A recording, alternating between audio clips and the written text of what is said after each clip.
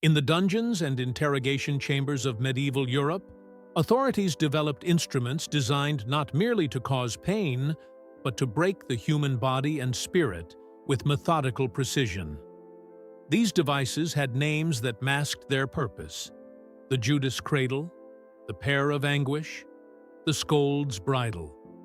But behind these euphemisms lay calculated cruelty, tools engineered to extract confessions, punish disobedience, and terrorize populations into submission. What follows are 9 instruments that reveal how torture became systematic, how pain was calibrated, and how legal systems sanctioned suffering as both punishment and coercion. The Judas Cradle: penetration by body-weight medieval European prisons.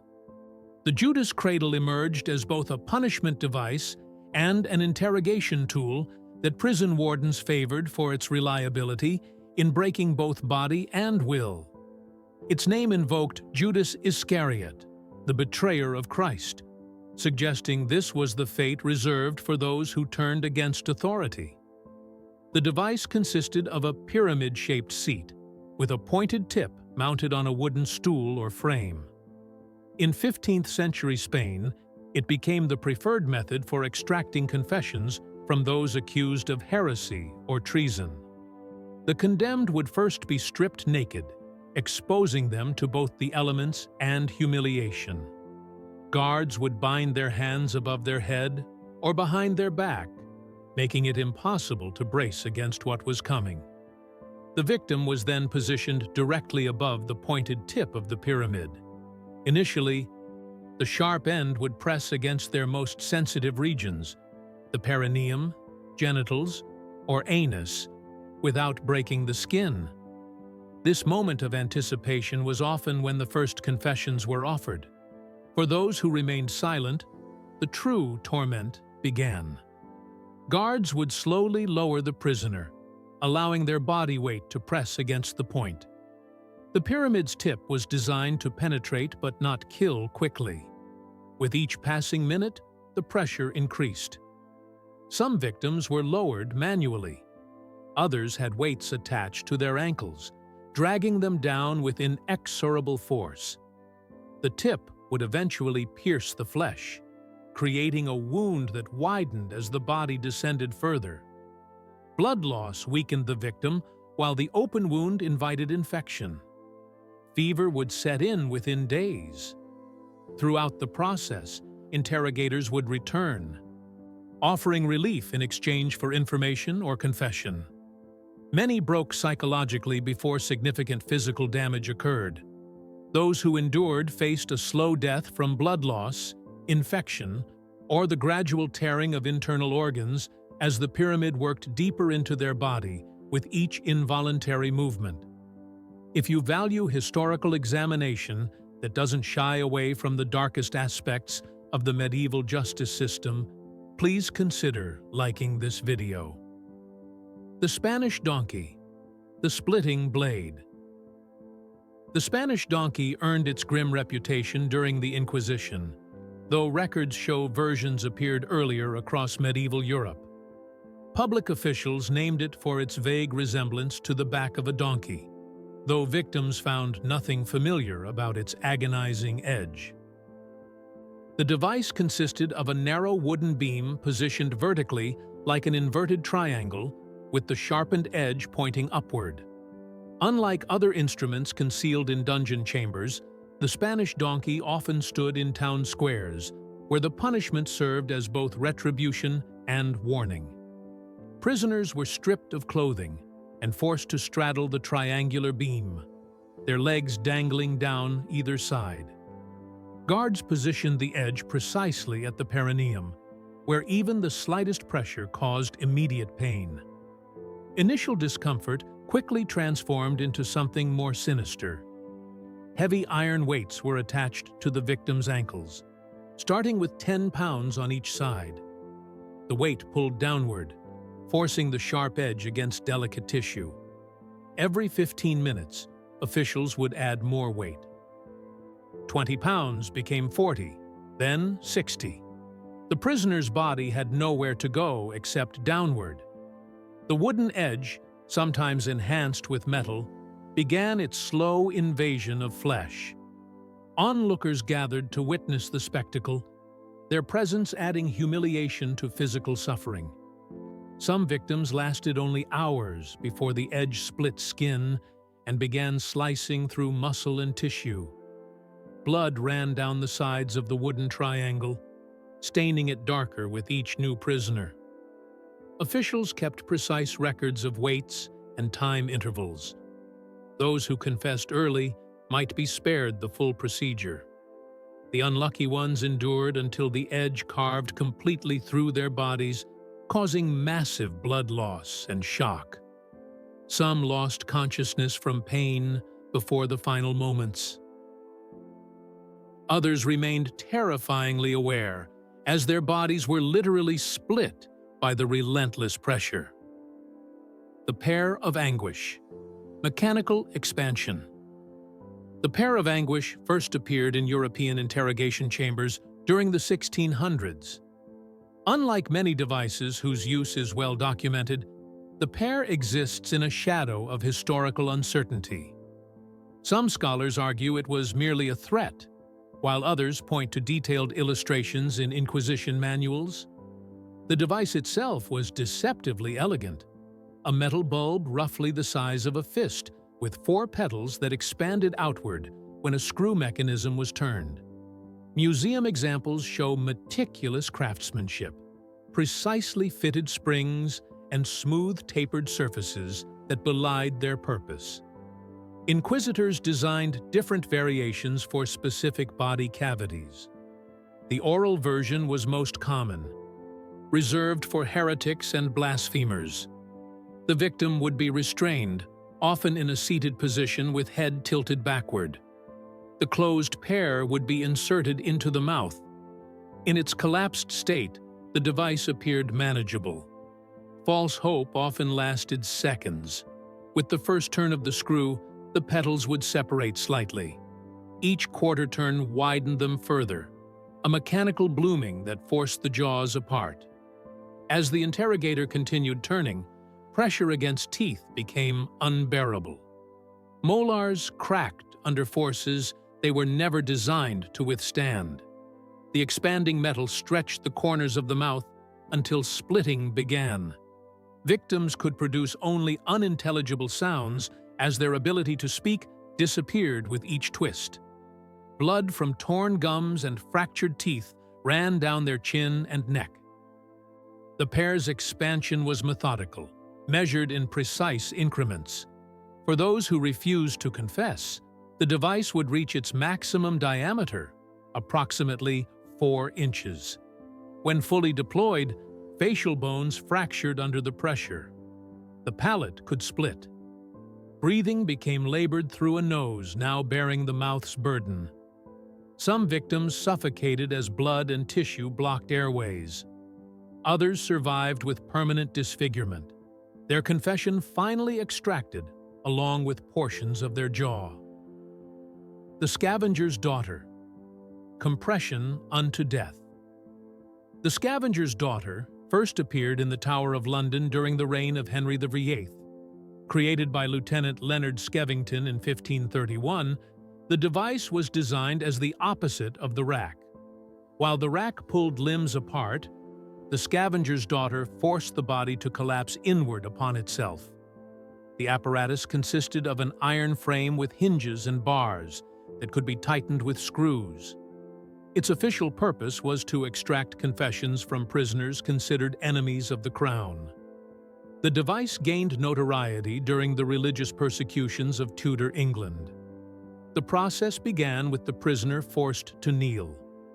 Guards would fit the iron frame around the body, positioning metal bands across the back, under the thighs, and behind the neck. Initially, the prisoner would feel only the cold metal against skin. The interrogator would ask questions, offering freedom from the device in exchange for information. For those who refused to speak, the methodical compression began. These instruments reveal how medieval authorities systematized torture, turning cruelty into bureaucratic procedure. What do you think drove this transformation of punishment into calculated science? Share your thoughts in the comments. The screw mechanism was turned slowly, bringing the metal bands closer together. As the device tightened, the prisoner's knees were forced upward toward the chest, while the head was simultaneously pushed downward. The natural curve of the spine was forced to bend beyond its limits. Within minutes, muscles began to cramp from the unnatural position. The prisoner's breathing became shallow and labored as the rib cage compressed against the lungs. The compression continued inexorably. After 1 hour, blood would begin seeping from the nose as internal pressure built. After 2 hours, ears would leak crimson drops. The screw mechanism allowed precise control, keeping victims alive but in unspeakable agony. When turned to its final position, the body folded almost completely, compressing organs until they failed. Lungs collapsed first, making each breath shallower than the last. Ribs splintered under pressure, sending bone fragments into soft tissue. The heart, unable to expand properly, fluttered and stopped. Death came as the ultimate mercy, the body crushed into a fraction of its natural size. Peine forte et dure.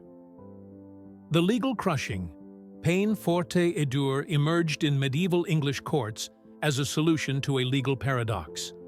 The phrase translates to hard and forceful punishment, but this clinical term masked calculated brutality. Under English common law, a defendant who refused to enter a plea could not be tried.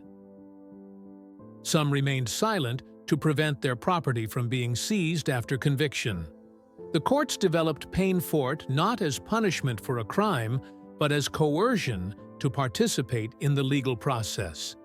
The practice continued into the 1700s, with precise protocols documented in court records. The process began with the accused stripped naked and placed on their back on the cold stone floor of a dungeon or cell. Their arms and legs were stretched outward and secured with rope or chained to metal rings embedded in the ground. A wooden board was positioned over their body, covering them from shoulders to ankles. The first day, they received no food. The second, a small piece of barley bread. The third, a drink of stagnant water from the nearest puddle or ditch. On the fourth day, the weights began. Court officials placed a single stone on the wooden board directly above the chest. Each stone weighed approximately 20 pounds. Every few hours, another stone was added. The pressure built gradually, making each breath more difficult than the last. The sternum bent inward with audible creaking. Ribs flexed beyond their limits. The prisoner faced a choice: enter a plea or endure more weight. Some lasted hours, others days. The most famous case was Giles Corey, accused of witchcraft in Salem in 1692. As stones piled on his chest, crushing his 81-year-old body, witnesses reported he spoke only twice. First, to request more weight, hastening his own end. Then, as his chest cavity began to collapse and organs compressed, he gasped his final words through blood-flecked lips. More weight. His heart stopped after 2 days. The stones still in place as his body surrendered to the immovable pressure. The heretic's fork, enforced wakefulness. The heretic's fork first appeared in the interrogation chambers of the Spanish Inquisition during the 1400s. Despite its simple design, inquisitors considered it among their most effective tools.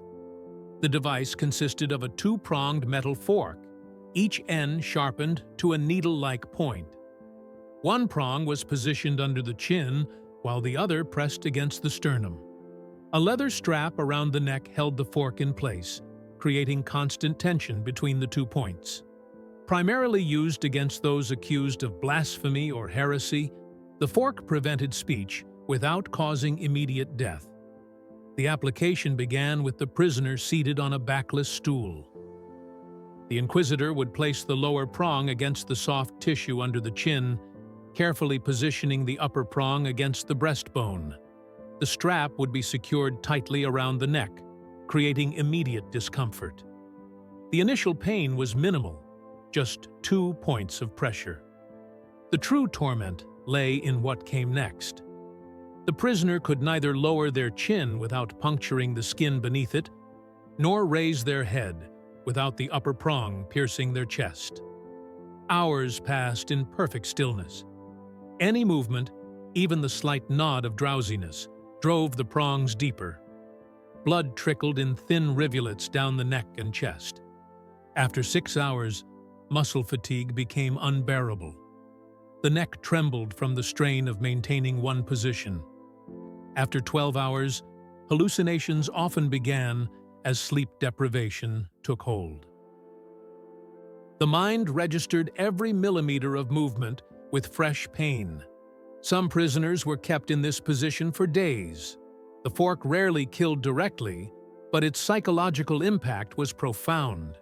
The constant, unrelenting vigilance required to avoid self-injury drove many to mental collapse. Those who succumbed to exhaustion would slump forward, driving both prongs deep into flesh. The resulting wounds became infected in the filthy conditions of medieval prisons. Sepsis claimed those who survived the initial ordeal, their bodies finally surrendering to slow, delirious death after days of perfect, agonizing wakefulness. The Mazzatello, the sacred mallet. The Mazzatello was an official method of executing criminals in the Papal States from the 1600s until 1870. The term translates literally to little mallet, though the implement was anything but small. The procedure combined religious ceremony with brutal efficiency in a public spectacle that drew thousands of spectators.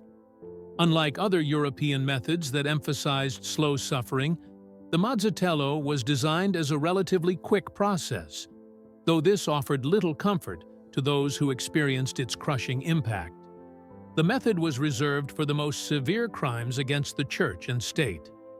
The condemned would be led through the streets of Rome to a scaffold erected in a public square. Priests walked alongside, offering final prayers and opportunities for confession. Upon reaching the platform, the prisoner would kneel facing away from the crowd, sometimes blindfolded. A wooden block was positioned before them. But unlike typical beheadings, they would not place their head upon it. Instead, they remained kneeling upright, their final moments spent in prayer or silent contemplation. The executioner would approach from behind, wearing a black hood that concealed his identity. In his hands, he carried the Mazzatello, a wooden mallet with a heavy metal head, weighing approximately 15 pounds. The crowd would fall silent as he took position.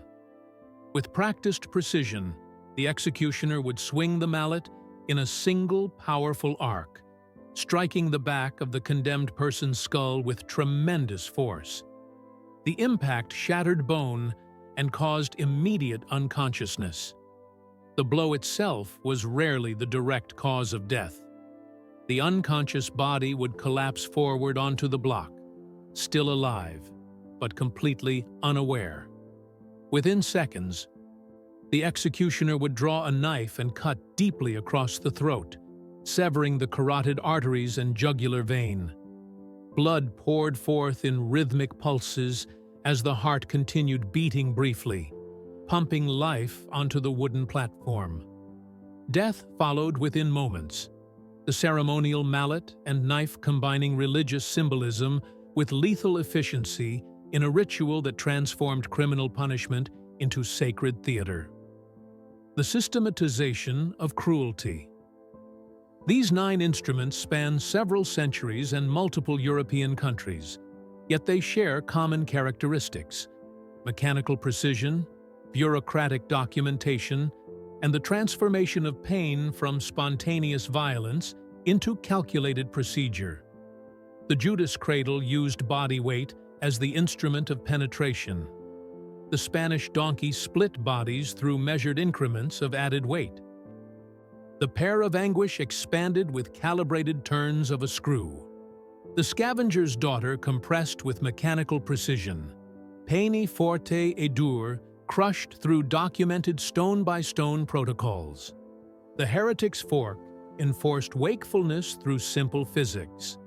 The mezzotello combined religious ceremony with sudden violence. The scold's bridle silenced women through gendered punishment. These devices reveal several truths about medieval and early modern justice systems. First, torture became systematic. It wasn't spontaneous brutality, but carefully calibrated suffering, often with written protocols specifying weights, time intervals, and incremental increases in pain. Second, torture served multiple purposes beyond punishment. It extracted confessions, the Judas Cradle, Pear of Anguish. It coerced legal compliance, peine forte et dure. It enforced social hierarchies, the scold's bridle. It provided public spectacle, the Spanish donkey, mezzotello. Third, authorities developed specialized tools for specific purposes. Different versions of the pear for different body cavities. The scold's bridle exclusively for women. The heretic's fork for those accused of blasphemy. Torture was not generic but targeted. Fourth, legal systems sanctioned and documented these practices. Court records preserved details of weights, durations, and procedures. Torture wasn't hidden but integrated into official justice, complete with bureaucratic oversight. Fifth, the physical mechanics of these devices show sophisticated understanding of human anatomy and pain. Torturers knew precisely how much pressure a rib cage could withstand, how weight could be distributed to maximize suffering while delaying death, how sleep deprivation combined with physical pain broke the human spirit.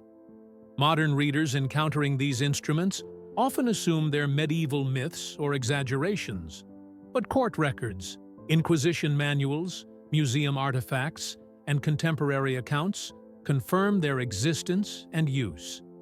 The scold's bridle has surviving examples in British museums. Giles Corey's death by pressing is documented in Salem court records. The mezzotello was used in papal territory until Italian unification in 1870, recent enough that photographs of the executioner's tools exist. These instruments also reveal the vulnerability of the human body, how simple mechanical advantage, weights, screws, levers, could produce unbearable suffering. Medieval and early modern societies lacked anesthesia, antibiotics, or modern medical knowledge. Even relatively minor injuries from these devices, puncture wounds, broken bones, compressed organs, became fatal through infection and complications. Perhaps most disturbing is how these instruments transformed cruelty into craft. The metalworkers who forged the Pear of Anguish with its precisely calibrated springs, the carpenters who constructed the Spanish donkey with its exact angle, the officials who documented weights and durations with bureaucratic precision. Torture had become not just an act, but a profession, complete with specialized tools, written procedures, and official sanction. The abolition of judicial torture in Europe, largely complete by the late 18th century, represented a fundamental shift in how Western societies understood justice. Torture didn't end because people became more humane, but because Enlightenment philosophers argued that confessions extracted under torture were unreliable, and that modern states should derive legitimacy from consent rather than terror. These 9 instruments stand as evidence of what happens when legal systems sanction systematic cruelty, when pain becomes policy, when suffering is calibrated, and when the human capacity for inflicting harm is organized, documented, and transformed into official procedure. If this examination of how medieval societies systematized torture provoked thought about justice, power, and human cruelty, please like this video.